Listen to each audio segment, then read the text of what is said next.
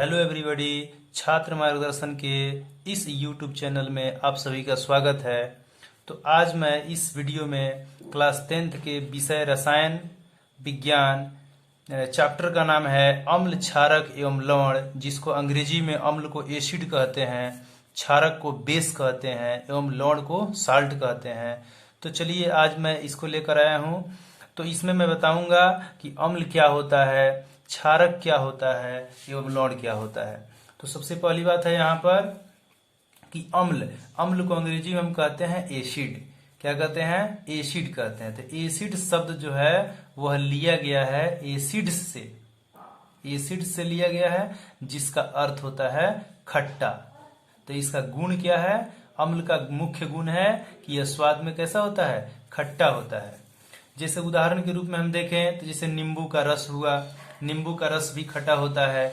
इमली हुआ, तो ये सब जो है यह किसमें अम्ल पाया जाता है? क्या पाया जाता है जी? अम्ल पाया जाता है। जैसे खट्टे फल हुआ, खट्टे फल में साइट्रिक अम्ल पाया जाता है, बहुत ही महत्वपूर्ण है। इसे ऑब्जेक्टिव प्रश्न के लिए इसको याद रखना होगा कि खट्टे फल में साइट्रिक अम्ल पाया जाता है। तो चलिए आगे हम बढ़ते हैं कि पदार्थ की अवस्था के आधार पर अम्ल के कितने प्रकार होते हैं। ठीक है, जैसे हम लोग जानते हैं कि पदार्थ की जो अवस्था है, जैसे ठोस हुआ, द्रव हुआ, गैस हुआ, ऐसे है। तो अम्ल का प्रकार जो है वह पदार्थ की अवस्था पर भी निर्भर करता है। जैसे ठोस रूप में देखा जाए तो ठोस रूप में जो अम्ल होता है वह ऑक्जेलिक अम्ल होता है, साइट्रिक अम्ल होता है। ठीक है, उसके बाद में टॉर्टरिक अम्ल होता है, उसके बाद में लैक्टिक अम्ल होता है। तो ये सब जो है यह ठोस रूप में ऑक्जेलिक अम्ल, साइट्रिक अम्ल, टर्टरिक अम्ल और लैक्टिक अम्ल यह ठोस रूप में पाया जाता है। ठीक है ना। द्रव के रूप में जो होता है वह सल्फ्यूरिक अम्ल होता है, नाइट्रिक अम्ल होता है और एसिटिक अम्ल होता है। तो यह द्रव के रूप में होता है। गैस के रूप में अगर देखा जाए तो गैस के रूप में जो हाइड्रोक्लोरिक अम्ल होता है, बेसिकली हाइड्रोक्लोरिक अम्ल, हाइड्रोक्लोरिक अम्ल जिसका फॉर्मूला होता है HCl, जो मैं आगे बताऊंगा। तो हाइड्रोक्लोरिक अम्ल जो है यह एक जलीय विलयन है जो गैस के रूप में इसको हम मानते हैं। ठीक है, तो हम चलते हैं आगे। कुछ जो है इसके बाद जो है शक्ति के आधार पर अम्ल के कितने प्रकार होते हैं इसके बारे में जानेंगे। तो शक्ति के आधार पर जो अम्ल का प्रकार होता है वह दो होता है। तो शक्ति की बात जहां आती है तो वहां प्रबल और दुर्बल की, यहाँ इसका टाइप्स के आधार पर इसको अम्ल को वर्गीकृत किया गया है। तो प्रबल अम्ल का मतलब हुआ जो अधिक शक्तिशाली हो, और दुर्बल अम्ल का मतलब हुआ जो कमजोर हो, मतलब दुबला हो, दुर्बल हो। ठीक है, तो प्रबल अम्ल जो है मतलब शक्तिशाली अम्ल। तो जितना खनिज अम्ल होता है, जो खनिज अम्ल होता है, खनिज अम्ल, वह सब प्रबल अम्ल होता है। अगर खनिज अम्ल की बात करें तो HCl, जिसे हाइड्रोक्लोरिक अम्ल हुआ, तो यह खनिज अम्ल है। H2SO4 सल्फ्यूरिक अम्ल, जिसको हम कहते हैं, HNO3 जिसको हम नाइट्रिक अम्ल कहते हैं। तो यह सब जो है यह प्रबल अम्ल कहलाता है। एग्जाम में पूछ सकता है कि निम्न में से कौन से प्रबल अम्ल है, तो कम से कम इसे आप याद करके रखेंगे कि HCl हाइड्रोक्लोरिक अम्ल है, मतलब इसको हम HCl हाइड्रोक्लोरिक अम्ल को कहते हैं। सल्फ्यूरिक अम्ल भी प्रबल अम्ल है और नाइट्रिक अम्ल भी क्या है? प्रबल अम्ल है। अब जो है इसका दूसरा भाग है दुर्बल अम्ल, मतलब कमजोर अम्ल। तो दुर्बल अम्ल जो होता है वह जितने भी कार्बनिक अम्ल हैं वह सब क्या होता है? दुर्बल अम्ल होता है, जिसमें कार्बन मौजूद रहता है। बहुत ही अच्छा इसका पहचानने का तरीका है, जिसमें कार्बन मौजूद हो वह कार्बनिक अम्ल हुआ। जैसे इसमें बात करें CH3COOH, एसिटिक अम्ल का सूत्र होता है। तो C यानी यहाँ पर कार्बन है तो यह दुर्बल अम्ल है। इसमें भी कार्बन है फॉर्मिक अम्ल में, तो यह भी क्या है? दुर्बल अम्ल है। इसके बाद है टर्टरिक अम्ल। तो टर्टरिक अम्ल में भी कार्बन मौजूद है, तो यह सब दुर्बल अम्ल है जिसमें कार्बन पाया जाता है। ठीक है, और जो भी खनिज या खनिज अम्ल है यह सब क्या है? प्रबल अम्ल है। तो प्रबल अम्ल और दुर्बल अम्ल, दुर्बल अम्ल मतलब कमजोर अम्ल और प्रबल अम्ल मतलब शक्तिशाली अम्ल। तो शक्ति के आधार पर अम्ल के दो प्रकार होते हैं, याद रखिएगा, प्रबल अम्ल और दुर्बल अम्ल। और हम चलते हैं कुछ प्रमुख यौगिक है जिसका सूत्र आपको याद रखना होगा। जैसे हाइड्रोक्लोरिक अम्ल हुआ तो इसका सूत्र HCl होता है। सल्फ्यूरिक अम्ल हुआ तो इसका सूत्र होता है H2SO4। नाइट्रिक अम्ल HNO3। एसिडिक अम्ल CH3COOH। Sodium hydroxide NaOH। Calcium hydroxide CaOH का होल ट्वाइस, यह होल ट्वाइस है। Potassium hydroxide KOH। Magnesium hydroxide MgOH का whole twice, ammonium hydroxide NH4OH। तो यह कुछ प्रमुख सूत्र है जिसे आपको याद कर लेना होगा, ठीक है। आगे हम चलते हैं, अम्ल के मुख्य गुण की बात करें तो पहले ही बता चुका हूं कि अम्ल का मुख्य गुण मतलब इसका स्वाद खट्टा होता है। दूसरा, यह नीले लिटमस पत्र को लाल कर देता है। अब मैं आगे बताऊंगा कि लिटमस पत्र क्या होता है, ठीक है, जिसका रंग नीला और लाल, तो इसके बारे में मैं आगे बताऊंगा। और यहाँ पर आपको मुख्य गुण में इतना याद रखना है कि यह नीले लिटमस पत्र को क्या कर देता है, लाल कर देता है। यह जल में विलय होकर, मतलब घुल कर, विलय होना मतलब घुल जाना, तो यह जल में जो घुल कर मतलब विलय होकर H+ आयन देता है, मतलब हाइड्रोजन आयन देता है। H+ का मतलब हो गया हाइड्रोजन आयन, ठीक है। H+ का मतलब क्या होगा, हाइड्रोजन आयन। तो यह जल में विलय होकर घुल कर H+ आयन देता है, मतलब हाइड्रोजन आयन देता है। यह क्षारक को उदासीन करता है। अम्ल का मुख्य गुण है कि यह क्षारक को उदासीन करता है। और इसका pH मान, pH का मतलब हुआ पोटेंज ऑफ हाइड्रोजन। आगे मैं आपको बताऊंगा, लेकिन फिर भी यहां पर लिख देता हूं, potenz of hydrogen. Potenz of hydrogen it means hydrogen की शक्ति। तो यह pH जो है यह हाइड्रोजन की शक्ति बताता है, ठीक है। तो इसका pH मान जो है वह 7 से कम होता है। 7 से क्या होता है, कम होता है। यह याद रखना होगा कि अम्ल का मुख्य गुण यह 5 ठो जो मैं बता रहा हूं, इसको कंप्लीटली याद रखिएगा। और लघु उत्तरीय प्रश्न में पूछे जाते हैं कि अम्ल के मुख्य गुण को लिखें, तो ये याद रखिएगा। बहुत सारे इसमें से ऑब्जेक्टिव क्वेश्चन भी आ सकते हैं। तो चलिए हम आगे बताते हैं। इसके बाद क्षारक के बारे में। क्षारक के बारे में, क्षारक को अंग्रेजी में हम बेसिस कहते हैं, ठीक है, जिसको हम एक और नाम से जानते हैं, जिसको हम अल्कली कहते हैं। अल्कली शब्द जो है यह लिया गया है अल्क्विली से। अल्क्विली का अर्थ होता है पौधों का राख। क्या होता है, पौधों का राख, जिसका मुख्य गुण है स्वाद में खर्रा एवं कड़वा होना। स्वाद में खर्रा एवं कड़वा होना इस क्षारक का मुख्य गुण है। कोई पूछे कि क्षारक का मुख्य गुण क्या है, तो बताएंगे कि यह स्वाद में खारा एवं कड़वा होता है। जैसे चूना हो गया, साबुन हो गया। चूना कभी खाकर देखिए, साबुन कभी खाकर देखिए, धुआं सोडा खाकर देखिए, खाने वाला सोडा खाकर देखिए। तो ये सब क्या होता है, स्वाद में थोड़ा सा खारा मतलब कड़वा लगता है, तीखा लगता है, ठीक है।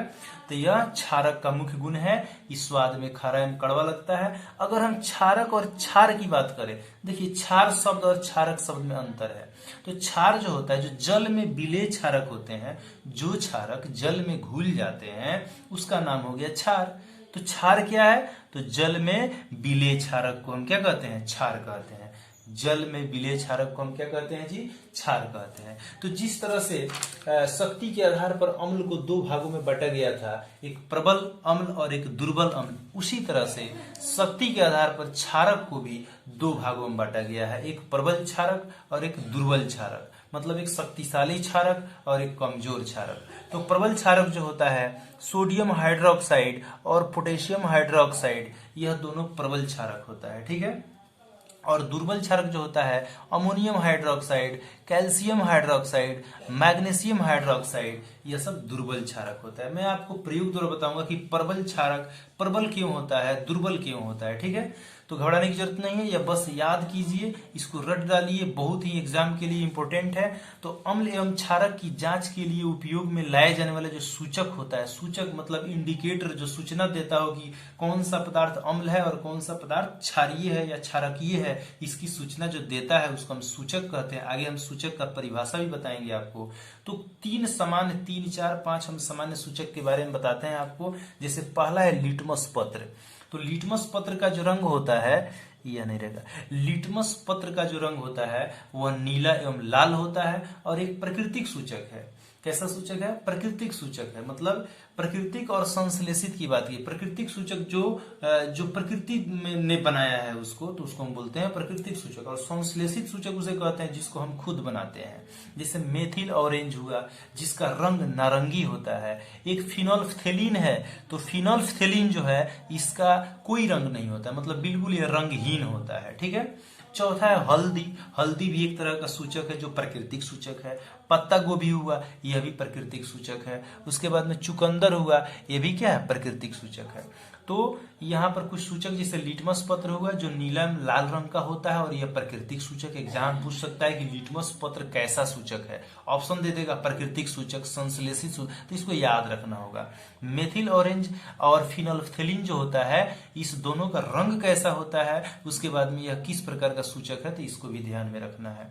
हल्दी, पत्ता गोभी, चुकंदर, यह सब भी प्राकृतिक सूचक होता है। तो आइए हम सूचक की परिभाषा जानते हैं आगे नेक्स्ट में कि सूचक क्या। तो सूचक को अंग्रेजी में हम इंडिकेटर कहते हैं। क्या कहते हैं जी, इंडिकेटर कहते हैं। तो सूचक तो ऐसे पदार्थ जो अपने रंग अथवा रंग या गंध परिवर्तन के द्वारा पदार्थ के अम्लीय या क्षारीय या उदासीन होने की जो सूचना देते हैं वे सूचक कहलाते हैं। मतलब कौन सा पदार्थ क्षारीय है, कौन सा अम्लीय है और कौन सा उदासीन है, इसकी सूचना जो पदार्थ अपने रंग या गंध के परिवर्तन के आधार पर दे तो उसको हम कहेंगे सूचक। तो 3 सामान्य सूचक का नाम रट लीजिएगा बिल्कुल। एक लिटमस पत्र मतलब लिटमस, दूसरा मेथिल ऑरेंज, तीसरा फिनोल्फ्थेलिन। तो लिटमस का रंग लाल या नीला होता है, मेथिल ऑरेंज नारंगी होता है और फिनोल्फ्थेलिन रंगहीन होता है। ठीक है, इसको बिल्कुल रट लेना होगा।